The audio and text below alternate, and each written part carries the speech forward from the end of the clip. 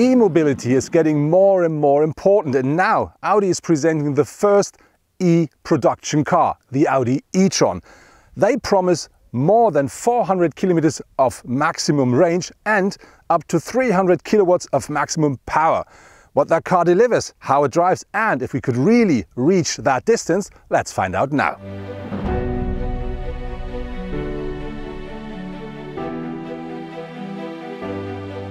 During the design process of the e-tron, Audi made the decision to build the car the way that you not obviously say that's an e-car.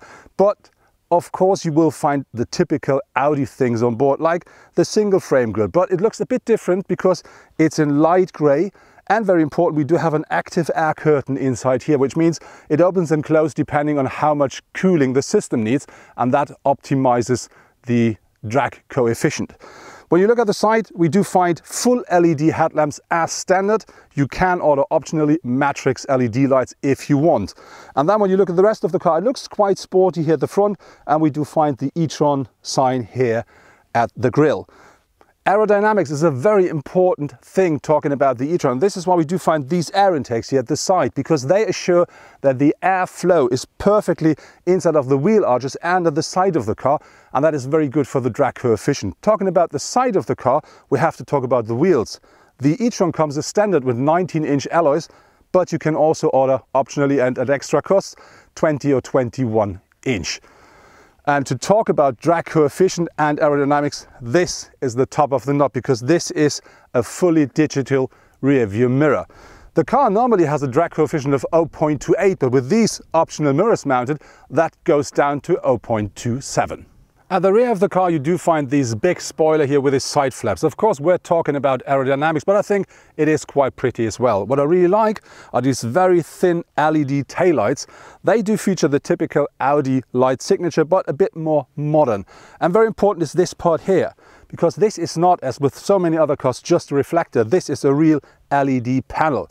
And then when you look at the whole car from the rear, you find these very nicely shaped shoulders here, and they really make the car stand on the road very solidly.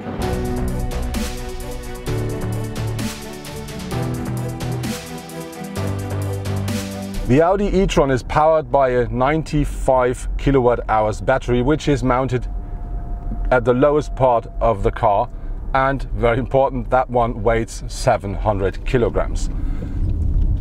Audi says if you use the WLTP cyclers, the car should have a range of more than 400 kilometers with that battery fully charged.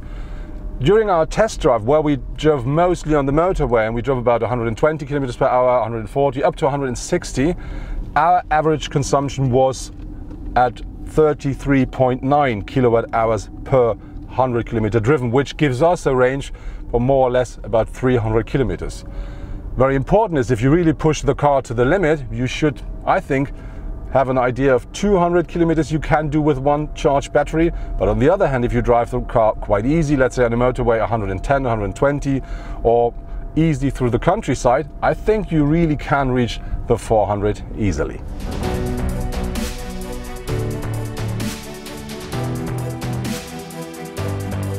As with many other, or let's say all electric cars, recuperation is the way to heaven, or let's say the way to distance, here with the Audi e-tron as well. Which means whenever you lift your foot off the pedal or you start braking, the car is changing from using the engines as a motor into using the engines as a generator. So that means the car pushes energy back into the battery. And very important is Audi is offering 3 different modes of recuperation, which you can choose with pedals here at the steering wheel. One is like nearly no recuperation, which means whenever you lift your foot, it's like you use the clutch in a standard combustion car. Then you have a, let's say, middle way, where you have a quite soft recuperation whenever you lift your foot. And then they offer it the top version, or the most heavy version. And this is a bit like when you lift your foot, it's a bit like the car brakes.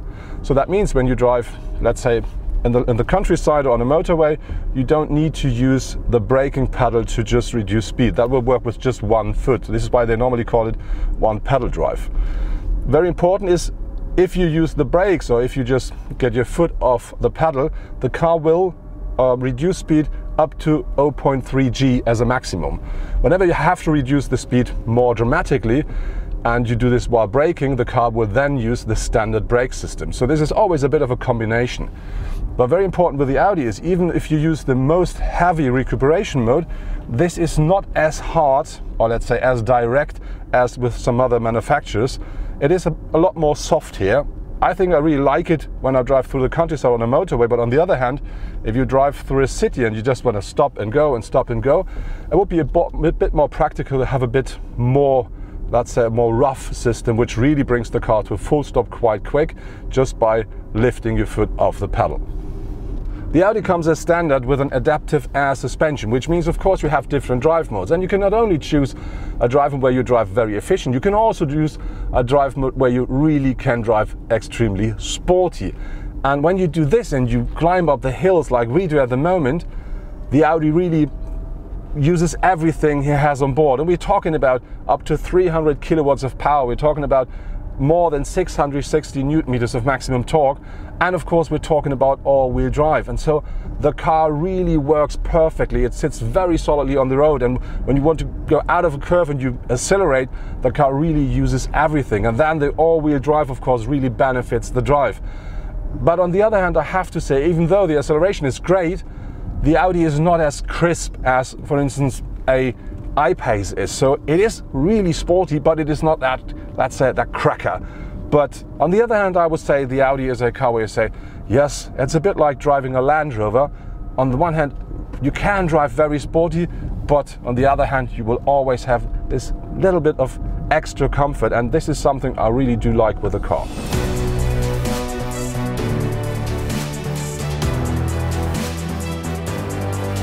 High power charging with 150 kilowatt in the Audi e-tron means that we can recharge up to 80% status of charge of the battery within less than half an hour.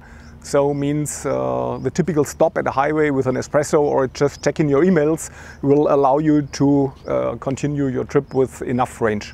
What we see is, first of all, Ionity, the joint venture that we did together with the other OEMs. Ionity has the plan to build up 400 high-power charging stations in Europe until beginning of 2020. And what we know from other charge point operators, they plan at least the same amount. So our prediction is that we see close to 1,000 high-power charging stations across Europe in 2020. So the basic system for charging at home we call our charging system Compact, and this will charge the Audi e-tron with 11 kilowatts, means you will recharge empty battery within 8 hours. So overnight you're guaranteed that the car has a full battery in the morning. The 22 kilowatt option with our charging system Connect will allow you close to 4 hours of charging time, and this is also to use the what we call destination chargers, so the chargers that you find in malls or restaurants where you can charge your car. The Audi e-tron comes as standard with a virtual cockpit, which means we have a fully digital screen here, and that I can configure the way I want. We know this from other models, and that really works very well here with the Audi. On top of this, we do have, like with the new A8 or A6, 2 monitors, touchscreen monitors here in the center console. Very interesting. They really give you, when you touch it, you really get something back. You get the feedback, and that really makes it easy to use them. And they look great, and they're driver oriented, so that really gives you the opportunity to easily work with them. On top of this, you have the gear shift here, gear shift knob here, which looks like you have to move the whole one, but it's only the smart knob in the front here. And that really is something that you can touch. It's quite solid and looks very well, and it's very easy to use. The rest of the car really is a typical Audi, so we do find loads of storage space, like here in the center console. We do have some space here, we do have some space beneath the armrest. Very important, that one here, the front is a bit more modern, so it's open at the side. It looks great, but I think it's not very practical because things can fall out. You will find quite good storage compartments at the doors, front and rear as well.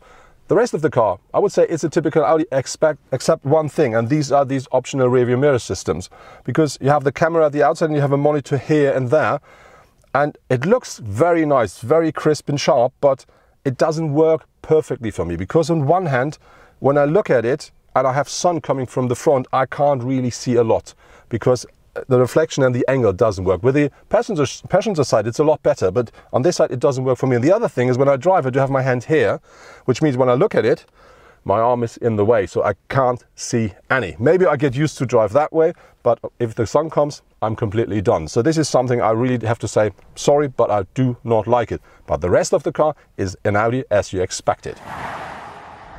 The e-tron really features a typical Audi interior, which means for me, I do find really, really nice materials, very, very nice craftsmanship, and important is the car, because we do not have a combustion engine, is really quiet inside here. And that on the other hand means that the craftsmanship must be on a very high level, because you will hear every single noise.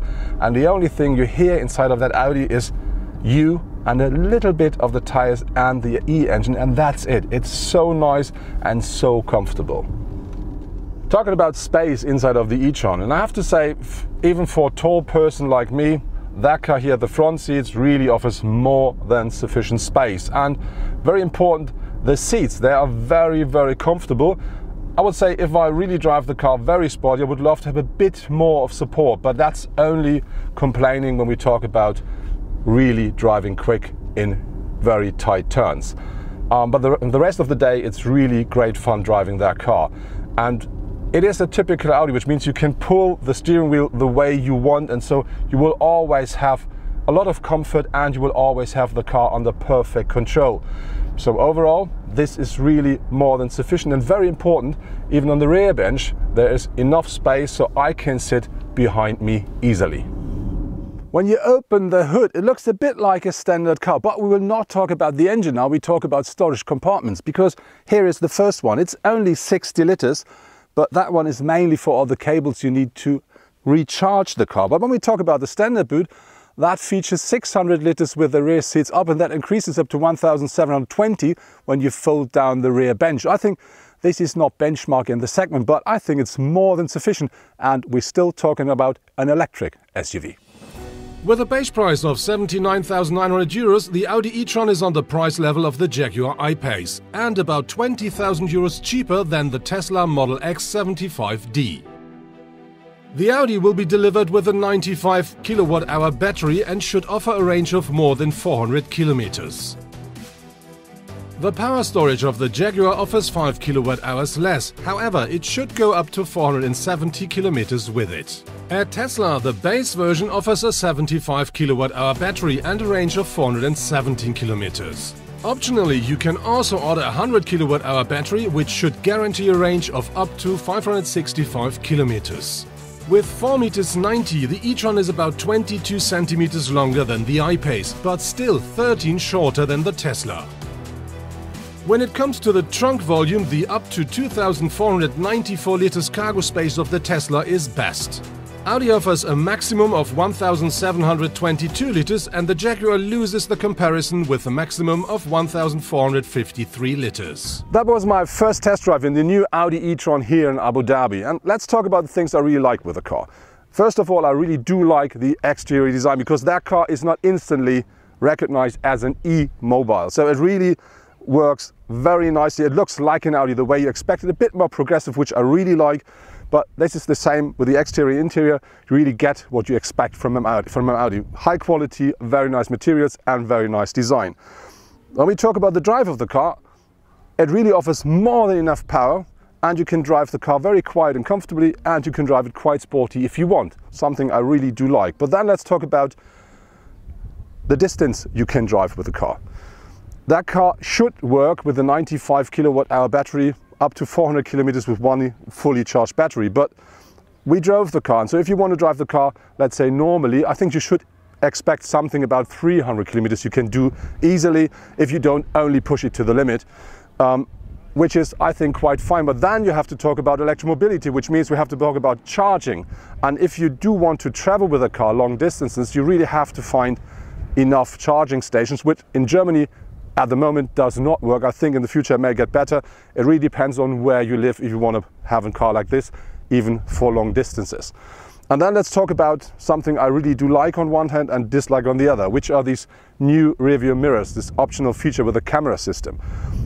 They do work quite well on the passenger side because the angle is nice, but on the driver's side, I drove the car and I had sun coming up from the front, and the angle of that screen is not the right way, so I didn't see any in it, which wasn't nice to drive. And the other hand is, my elbow is always on the armrest, my hand on the steering wheel, so that means my ankle here is always in the middle between my eyes and this monitor, which is not very comfortable, which means for me, even if you get used to it, it is still not perfectly working. So, but fortunately it's an option, so you don't have to have it. But I think it's a quite nice idea just to try something new, just to push it. And I think maybe in the future we may see better systems, but close to this one. And then let's talk about the overall car and the price. That Audi starts at a price from up to 79,900 euros here in Germany, which I think is nothing unusual for a big Audi. And I think if you want to have the car fully equipped, you better think about something, let's say 90, maybe up to 100,000, but then you have everything Audi will offer. And I think if you're looking for a car like that, the Audi should be one of the options, because this really is a high-class car with loads of modern technology on board, and it drives the way you expect it.